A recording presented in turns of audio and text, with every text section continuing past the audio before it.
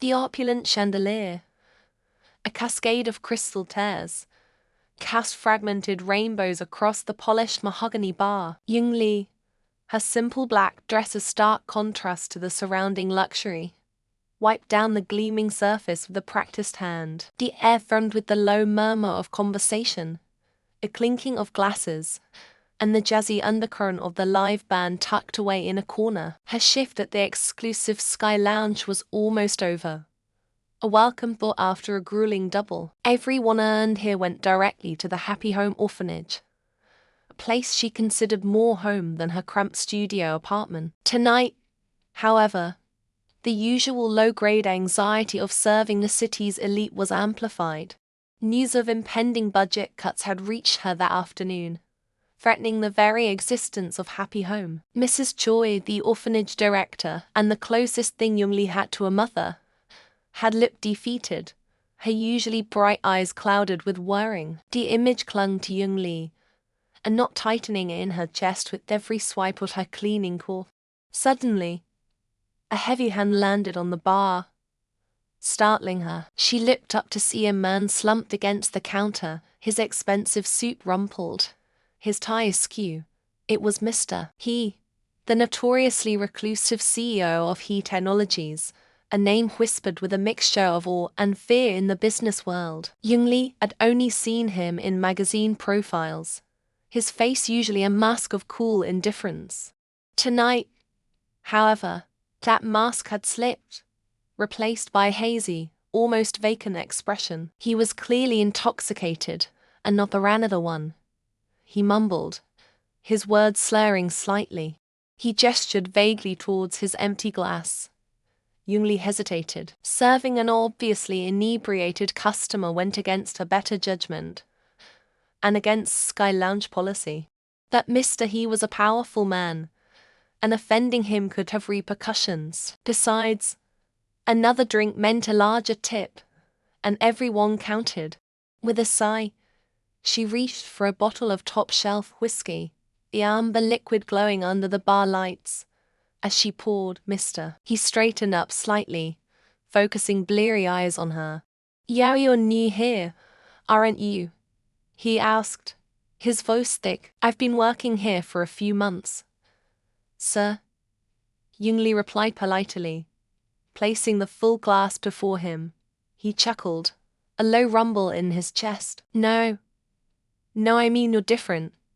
He reached out, his fingers brushing against her hand.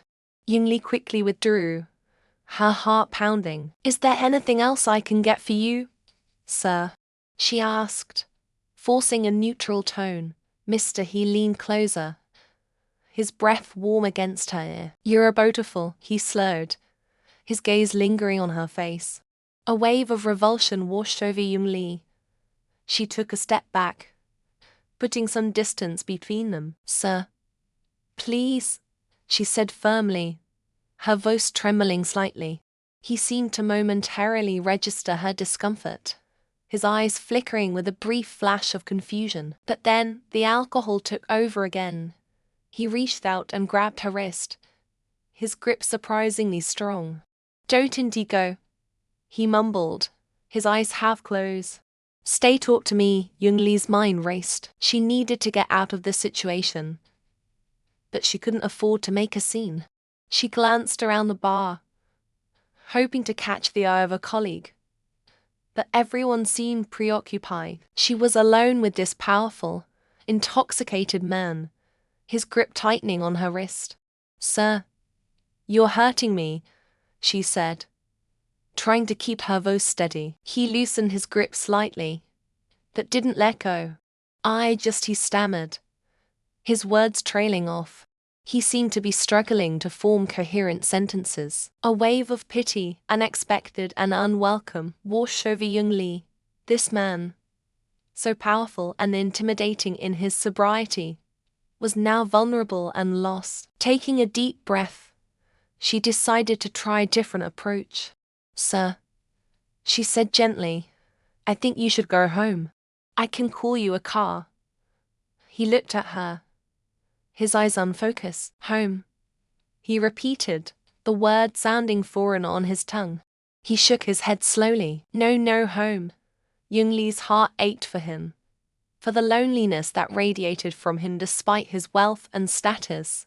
She knew that loneliness intimately. It was the constant companion of those who carried burdens too heavy to share. She understood the impulse to numb the pain, even if it was just for a little while. "Then let me get you some water," she said softly, gently disengaging her wrist from his grasp. She filled a glass with ice water and placed it before him. He stared at it for a moment, then picked it up and took a long drink. "Thank you," he mumbled, his voice clearer now.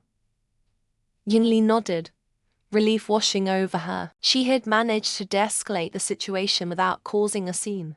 She hoped that he would now leave quietly, but as she turned to resume her cleaning, she heard him speak again, his voice low and serious. "You remind me of someone," he said, his gaze fixed on her. Young-Lee paused, her hand hovering over the counter.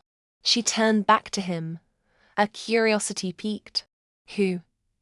she asked softly. He shook his head slowly. "I don't know," he whispered, his eyes clouding over again. "But you're important." The peeling paint of the orphanage walls seemed to mock Lily's dwindling hope. Rain lashed against the grimy windows, mirroring the storm brewing inside her. 3 days. 3 days until the bank foreclosed, and these children, her children, would be scattered to the winds. She clutched the crumpled rejection letter from yet another potential donor, the crisp paper softened by the dampness clinging to her coat. "Any luck? Lily, Mrs. Kim," the orphanage's cook and Lily's surrogate mother, placed a steaming mug of tea in her trembling hands. The fragrant jasmine did little to soothe the gnawing anxiety. Lily shook her head, her voice barely a whisper. "Nothing. Everyone says the same thing. The economy, budget cuts, no room in their philanthropic plans for a small, struggling orphanage." Mrs. Kim patted her hand, her wrinkled face etched with concern. "Don't give up, child. You've always found a way. Remember that time you convinced Mr. Choi, the grocer, to donate all those bruised apples? You turned them into the most delicious applesauce." Lily managed a weak smile. Mr. Choi's generosity was a distant memory, a flicker of light in the encroaching darkness. This time, bruised apples wouldn't cut it. They needed a miracle, a sum far exceeding the kindness of local grocers.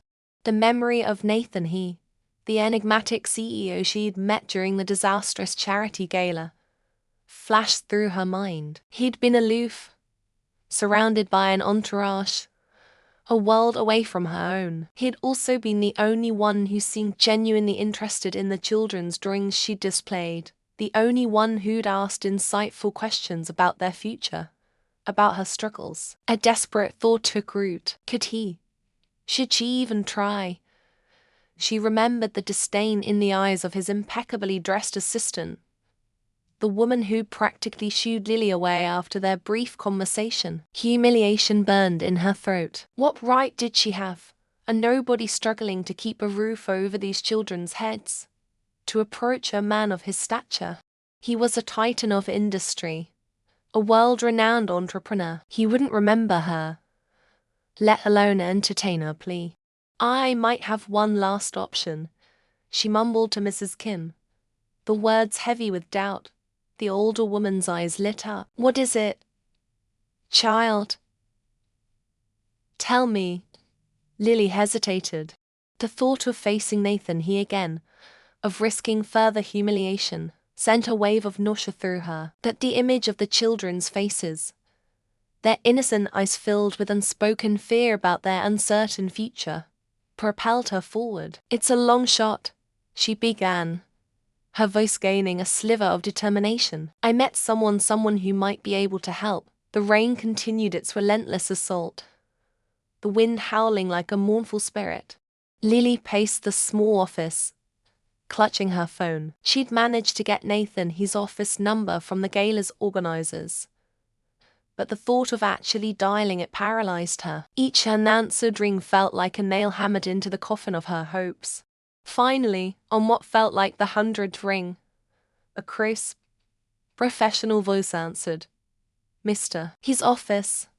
Lily's carefully rehearsed speech evaporated, replaced by a stammering plea. Hello. This is Lily. I met Mr. here at the children's future gala last week. I need to speak with him. It's urgent. The assistant's voice turned icy. Mr. He is extremely busy. He has no appointments available for the foreseeable future. If you'd like to leave a message. Please, Lily interrupted, desperation lacing her voice. It's about the orphanage, the Sunnyside Orphanage. He spoke to me about the children. He seemed interested. A long silence followed, punctuated only by the rhythmic drumming of the rain.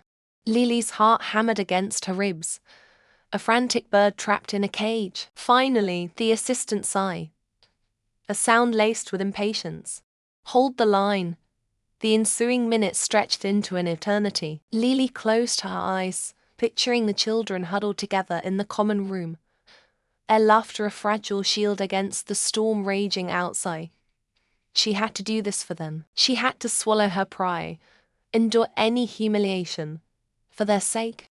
Finally, a deep, familiar voice resonated through the receiver. This is Nathan He. Lily's breath caught in her throat. Mr. He. It's Lily, from the gala. I know this is a long shot, but I'm desperate. The orphanage, we're facing foreclosure. I've tried everything, but no one is willing to help. She rushed on, her words tumbling over each other, pouring out the fear and desperation that had been consuming her. She explained the situation, the looming deadline, the children's uncertain future. She spoke of their dreams, their resilience, their unwavering hope in a world that had offered them little. Silence greeted her plea, a silence that felt heavier than the rain outside. Lily braced herself for the inevitable rejection, the polite dismissal that would shatter her last remaining hope. And then, Nathan He spoke. Tell me where to meet you. The biting November wind whipped at Lily's threadbare coat, tugging at the edges like an impatient child. She clutched the worn fabric tighter, the chills seeping through to her bones. Across the street, the opulent glow of the He Corporation headquarters blazed, a stark contrast to the encroaching darkness of the alley where she stood. Her stomach rumbled, a hollow echo of the emptiness in her heart. Just one more delivery, she murmured, a breath misting in the frigider air. Her fingers, numb with cold, fumbled with the strap of the oversized delivery bag slung across her shoulder. It contained a single, elaborately decorated cake, its sugary sweetness a cruel irony against the bitter reality of her situation. The orphanage, her home, her responsibility, was on the brink of closure. This cake, this last desperate attempt to cater a corporate event, held the fragile hope of their survival. She remembered Mr. He, her fleeting glimpse caught through the tinted windows of a chauffeured car. His face, etched with an intensity that bordered on ruthlessness, had been framed by the soft glow of a laptop screen. She'd only seen him once, a chance encounter weeks ago while picking up discarded vegetables from the market's back alley. He'd seemed oblivious to her existence, lost in a world of spreadsheets and stock prices, a world she could barely comprehend. Yet, that brief image had lingered, a symbol of the vast chasm that separated their lives. He wouldn't even notice a missing crumb from his banquet table, she thought, a flicker of resentment warming her chilled cheeks. And yet, a single crumb could mean the world to the children waiting back at the orphanage, their innocent eyes filled with a hope she was struggling to maintain. Fatigue weighed heavily on her, heavier even than the cumbersome delivery bag. Weeks of sleepless nights spent juggling multiple jobs, of pleading with indifferent bureaucrats, of fighting a losing battle against mounting debts, had taken their toll. Hope, once a bright flame within her, now flickered precariously, threatened by the gusts of despair. She rounded the corner, her worn sneakers scuffing against a pavement. The He Corporation building loomed before her, an imposing monolith of glass and steel. Security guards, impeccably dressed in crisp uniforms, stood sentinel at the entrance. Lily hesitated, her heart pounding against her ribs. This was it, her last chance. Taking a deep breath, she straightened her shoulders and forced a smile. It felt unnatural, strained, a poor imitation of genuine cheerfulness. She approached the guards, her voice trembling slightly as she spoke. "I have a cake delivery for the He Corporation's anniversary celebration." The guards, their expressions impassive, scrutinized her with barely concealed disdain. One of them, a tall, imposing man with a stern jawline, glanced at the crumpled delivery slip in her hand, then back at her disheveled appearance. "Name," he barked, his tone brusque. "Young Lee," she replied, her voice barely above a whisper. The guard consulted a clipboard, his lips pursed in disapproval. "There's no record of any delivery from Young Lee." Lily's stomach plummeted. No, this couldn't be happening. She had confirmed the order multiple times, meticulously followed every instruction. There must be a mistake, she pleaded, a voice cracking with desperation. "Please, I need to speak to someone in charge." The guard sneered. "Look, lady, this is a high-profile event. We can't let just anyone wander in. You need to leave." Tears pricked at the corners of Lily's eyes. She couldn't give up. Not now, the children were depending on her. "Please," she begged, her voice choked with emotion. "This cake, it's everything. The orphanage, we need this." The guards remained unmoved, their faces hardened against her pleas. One of them reached for his radio, presumably to call for backup. Lily felt the wave of despair wash over her. She was defeated. The weight of her failures crushed her, stealing the last vestiges of her strength. She slumped against the cold, hard wall of the building, the delivery bag slipping from her grasp. The beautifully decorated cake, their last hope, tumbled to the ground, its intricate frosting splattered across the pavement like a shattered dream. She closed her eyes, the biting wine a cruel reminder of the harsh reality she faced. She had failed. The orphanage, her family, would lose everything. And in the grand scheme of things, she was nothing but a speck of dust, invisible and insignificant in the shadow of the towering corporation. A world she could never hope to reach. A world where men like Mr. He, oblivious to the struggles of ordinary people, controlled destinies with the flick of a pen, with a single dismissive glance. The muffled sound of approaching footsteps broke through the fog of her despair. She opened her eyes, expecting to see more security guards, ready to escort her away. But instead, a figure emerged from the revolving doors of the He Corporation, silhouetted against the bright lobby lights. A figure that, despite the distance and the encroaching darkness, she recognized instantly. It was Mr. He. The ornate gates of the orphanage, usually flung open in welcome, were chained shut. A garish yellow notice, flapping in the crisp autumn wine, was plastered across the peeling paint. Young Lee's heart hammered against her ribs as she read the bold, unforgiving words. Eviction notice. Just yesterday, children's laughter had echoed in the courtyard. Now, an unsettling silence hung in the air, punctuated only by the rustling of leaves. Young Lee gripped the cold metal of the gate, her knuckles white. She had promised those children, promised the memory of her late parents, that this place would always be their sanctuary. And now this. From the corner of her eye, she saw a sleek black car pull up, its tires crunching on the gravel path. Ms. Shoei, her stepmother's impeccably dressed sister, emerged, radiating an air of smug satisfaction. The woman who, just weeks ago, had offered a crocodile-tear sympathy after her stepmother's sudden passing, now wore a triumphant smirk. "Young Lee, darling," Ms. Cho purred, her voice dripping with false sweetness.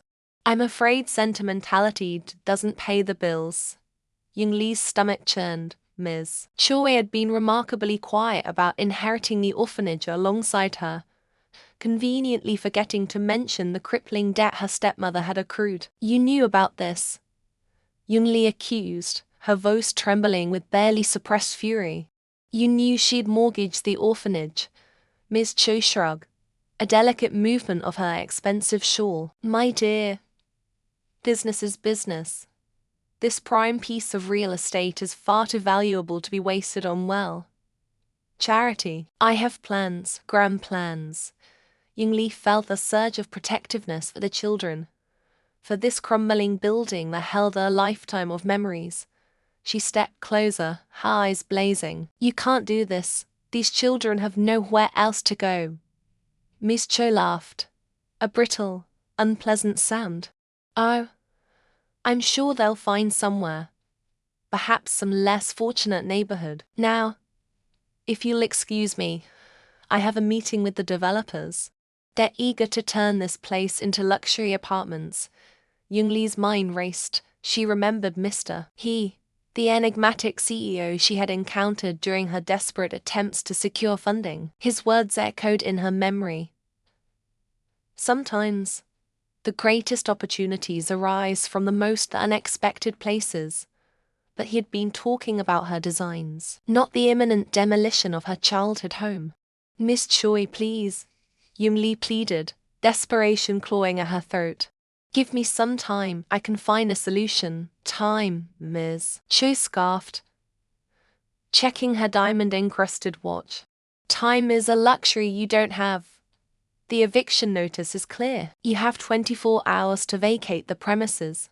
She turned to leave, her heels clicking sharply on the pavement. "Don't bother trying to contact me. I won't be available," as the black car sped away, leaving a trail of dust in its wake. Young-Lee felt a wave of despair wash over her. She looked at the closed gates, the ominous notice fluttering in the wind, and a lump formed in her throat. How could she let this happen? How could she fail the children, betray the trust her parents had placed in her? The setting sun cast long, melancholic shadows across the courtyard. The air grew colder, mirroring the icy dread that gripped her heart. She slumped against the gate, her head in her hands, the weight of responsibility crushing her. The image of Mr. He flashed in her mind. He had seen something in her, spark of resilience. But what could even he do against the cold, hard reality of Ms. Ko's greed? Taking a shuddering breath, Young-Lee pushed herself away from the gate. She wouldn't give up.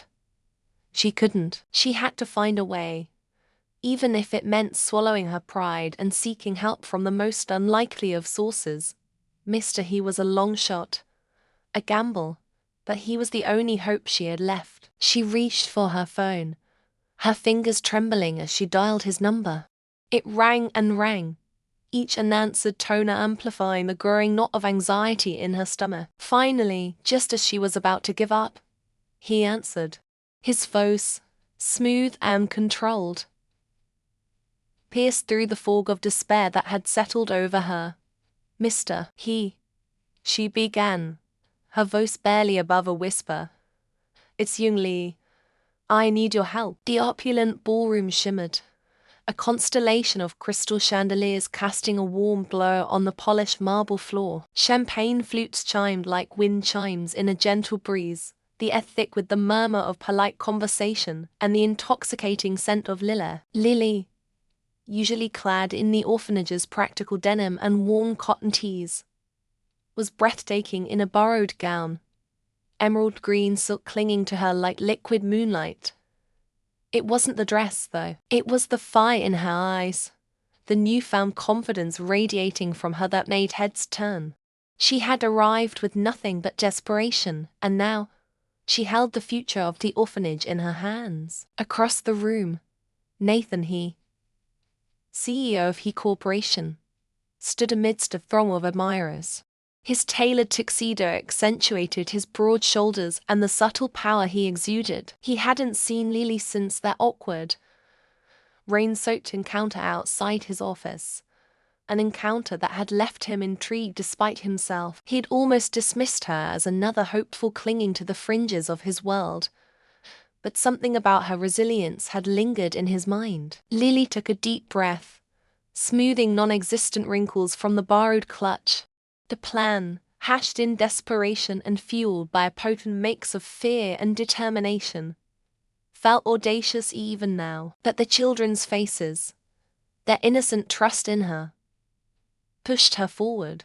She navigated the room with a newfound grace, each step a testament to the strength she hadn't known she possessed. She approached Nathan, the crowd parting before her like water around a stone. He turned, his eyebrows rising in surprise as he recognized her. The fleeting vulnerability she'd seen in his eyes during their first meeting was gone, replaced by a carefully constructed mask of polite indifference. "Mr. He," she said, her voice clear and steady, cutting through the ambient noise. "I believe we have unfinished business."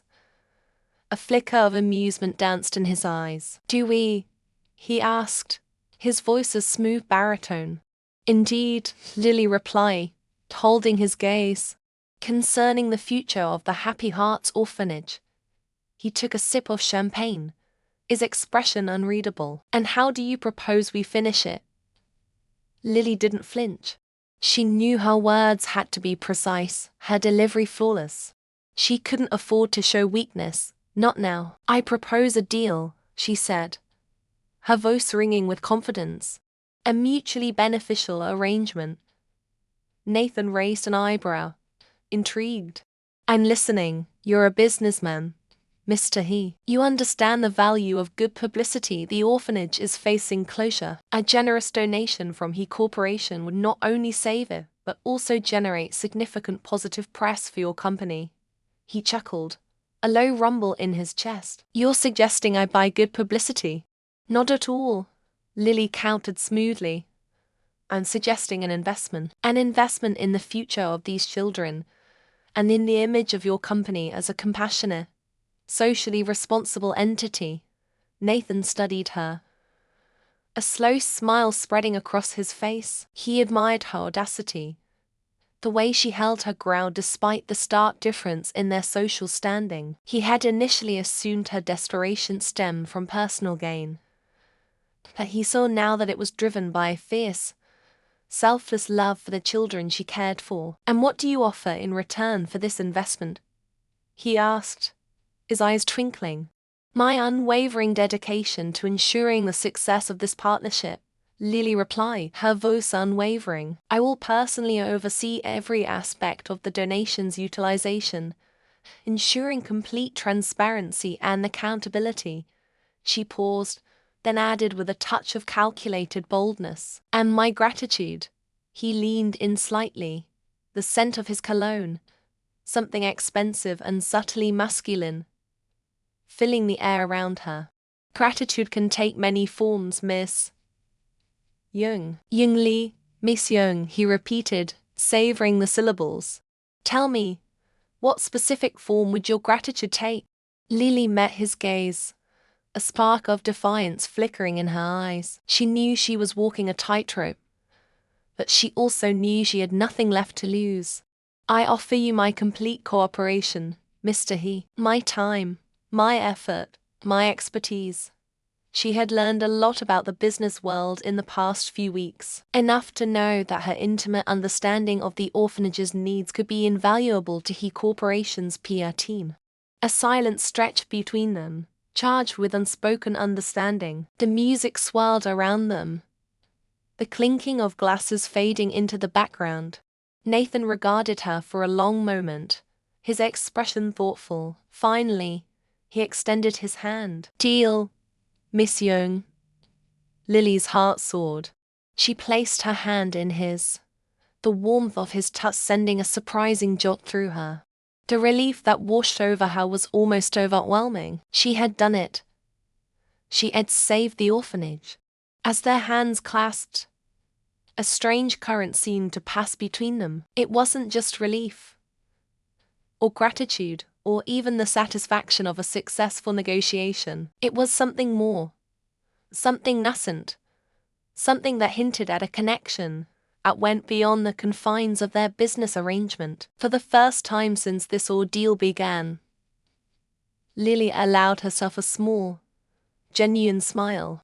And in that moment, Nathan knew he had made more than just a sound business decision. He had stumbled upon something rare and precious, something worth pursuing.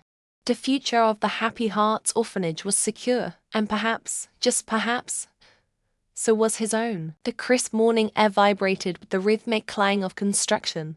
Not the destructive demolition Jungli had feared, but the hopeful sounds of rebuilding. Beams were hoisted, foundations strengthened, the skeletal frame of the orphanage's new wing taking shape against the backdrop of a sapphire sky. Dust motes danced in the sunlight, catching the glint of tears in Jungli's eyes. Tears, this time, of profound relief. She clutched the deed to the land, the embossed lettering a tangible symbol of victory.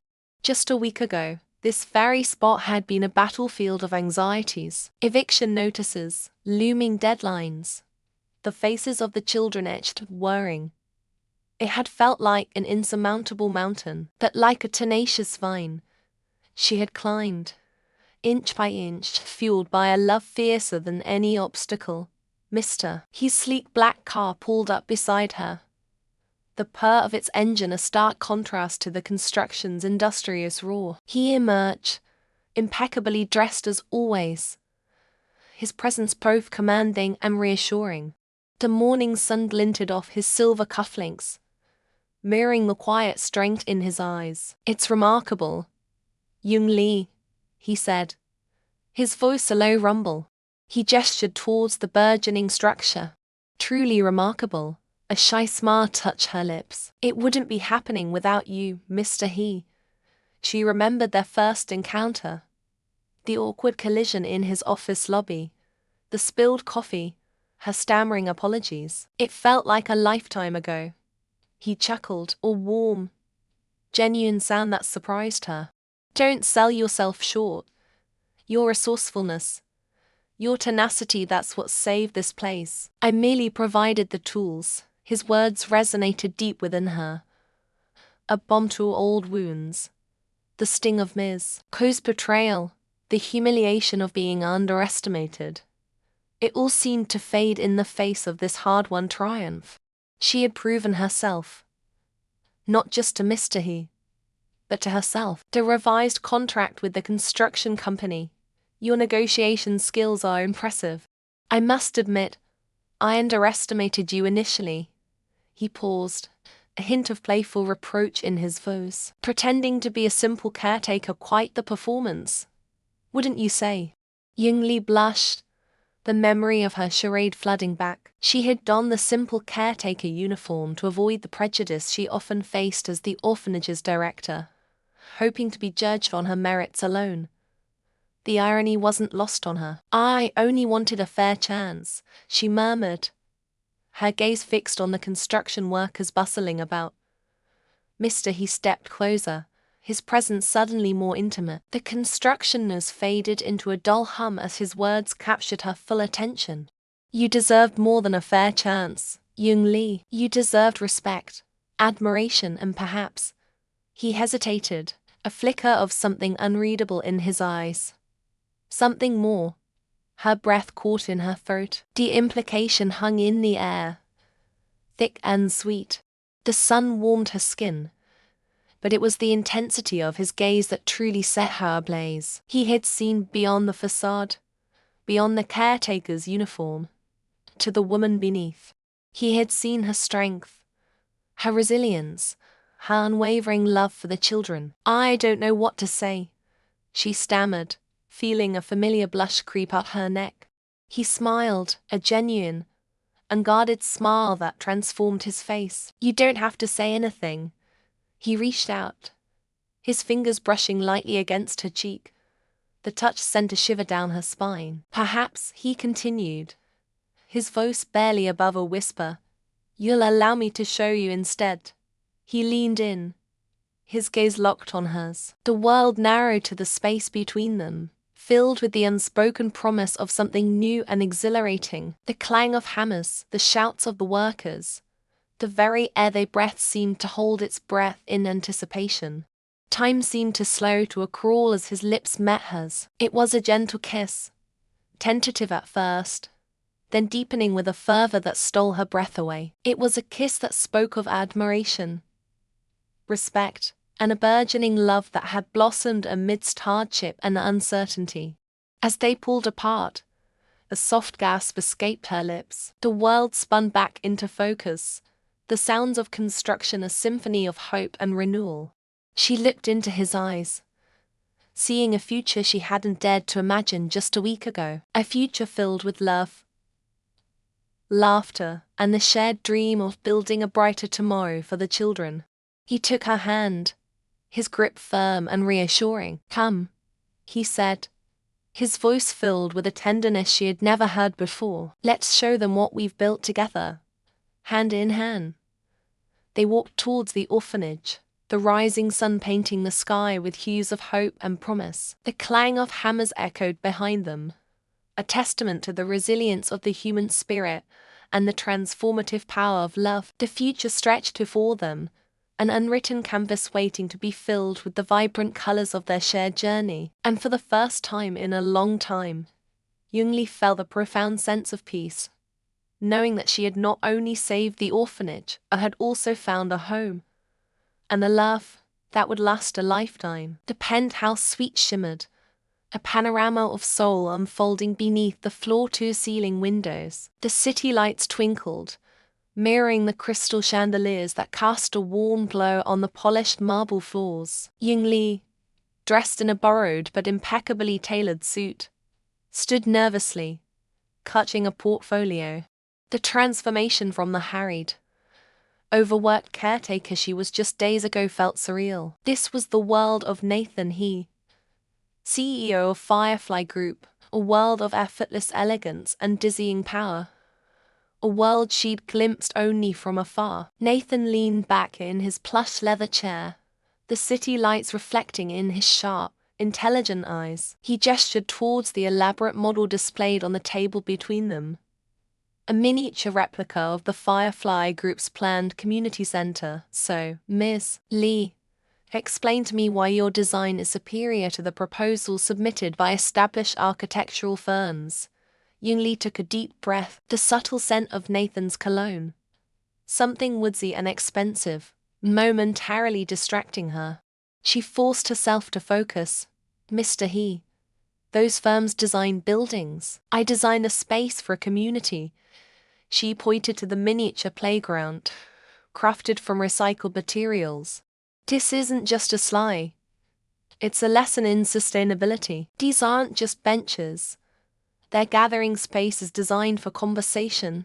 She moved to the model's central courtyard, a miniature oasis of green. "This garden, planted with native species, isn't just aesthetically pleasing. It's a living classroom, a reminder of the beauty and importance of nature." Her voice resonated with a passion that went beyond mere presentation. This wasn't just a design.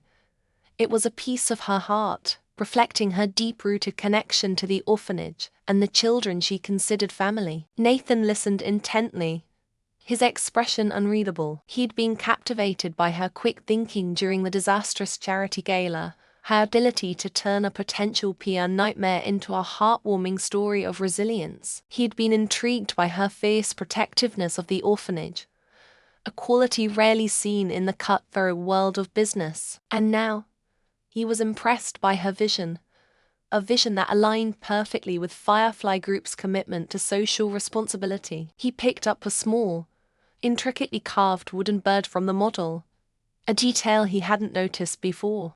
"This is a robin," Jungli replied softly. "The children at the orphanage believe robins are messengers of hope." Her gaze met his, and for a fleeting moment, the professional facade crumbled, revealing a vulnerability that tugged at something within him. Nathan placed the bird back down, a small smile playing on his lips. "Ms. Lee, your passion is evident. Your understanding of the community's needs is remarkable. And your design," he paused, his eyes twinkling, is exceptional. A wave of relief washed over Young Lee. The tension that had been knotting her stomach slowly unfurled. The future of the orphanage, the children's smiles, her own precarious existence. Everything hinged on this moment. So, Nathan continued, leaning forward. Tell me, Ms. Lee, are you ready to bring this vision to life? Young Lee's heart soared. She could barely contain the joy that threatened to spill over. Yes, Mr. He. More than ready, Nathan rose from his chair and extended his hand. Then welcome to Firefly Group, Young Lee. I believe you'll find that our values align perfectly with yours. As their hands met, a spark ignited, a connection that transcended the professional realm. It wasn't just a handshake. It was the beginning of something new. Something promising. The city lights outside seemed to shimmer even brighter, reflecting the hope that blossomed within them. Later that evening, Young Lee stood on the balcony of her new apartment.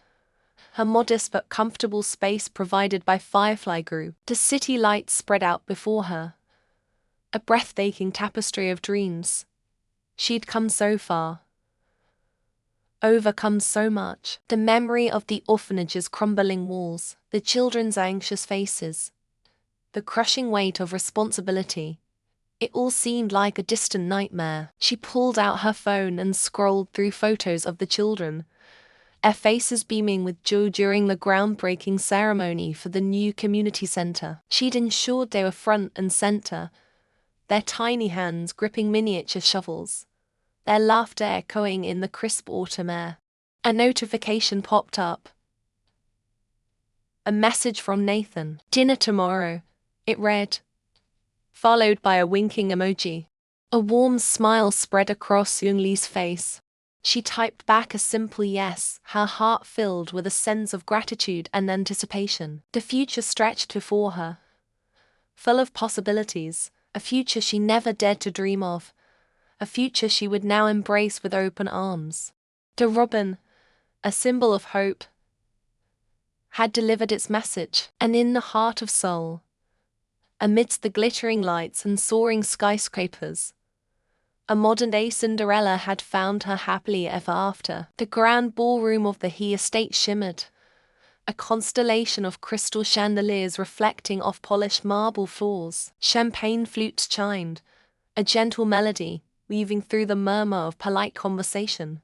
Tonight, Mr. He wasn't celebrating a business deal, but the orphanage's newly secured future. Young Lee, resplendent in a simple yet elegant gown, a gift from the orphanage's grateful children, stood by a tall window, the city lights twinkling like fallen stars against the dark velvet sky. She hadn't quite adjusted to the shift in her circumstances. Just weeks ago, she was juggling multiple jobs, struggling to keep the orphanage afloat. And now this Mr. He, looking impossibly dashing in a tailored tuxedo, moved towards her, a glass of champagne in his hand. He paused a few feet away, his expression unreadable. The earlier boisterous CEO, charming donors and cracking jokes, was gone. In his place stood a man radiating a quiet intensity.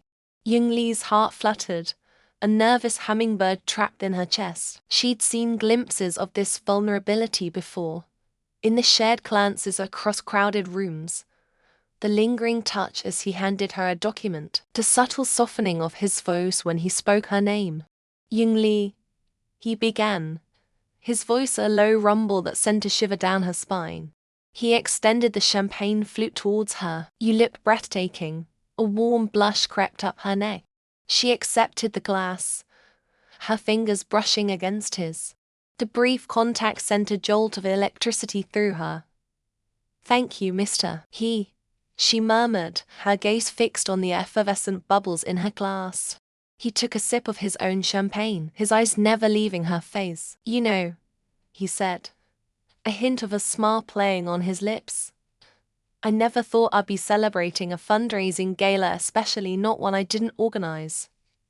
Young Lee chuckled, the sound light and airy. Well, sometimes it takes an outsider to shake things up. He set his glass down on a nearby table. The clink of crystal against marble seemed to amplify the sudden silence between them. Taking a step closer, he reached out and gently tucked a stray strand of hair behind her ear. His touch was feather-light, yet it sent a cascade of warmth through her. "Yingli," he said, his voice barely above a whisper.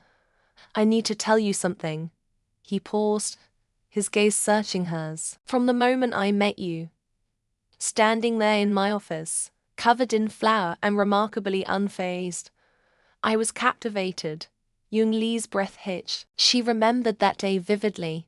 The humiliation, the desperation, the unexpected flicker of amusement in his eyes. "I admired your tenacity," he continued, his voice growing stronger. "Your unwavering dedication to those children. I watched you, struggling, fighting, never giving up, and I fell in love with you." The words hung in the air, shimmering like the crystal chandeliers above them. Yung Lee's heart pounded against her ribs, a drumbeat of disbelief and burgeoning joy. She'd dared to hope, to dream, but hearing him confess his feelings, it felt surreal. Tears welled up in her eyes, blurring the city lights outside. "Mr. He," she began, her voice trembling. He placed a finger gently against her lips, silencing her. "Nathan," he corrected softly. "Call me Nathan." A small smile curved her lips. "Nathan," she whispered, the name feeling foreign yet strangely familiar on her tongue. "Yung Lee," he said, his voice thick with emotion. "I know I've made mistakes. I wasn't always there for you when you needed me.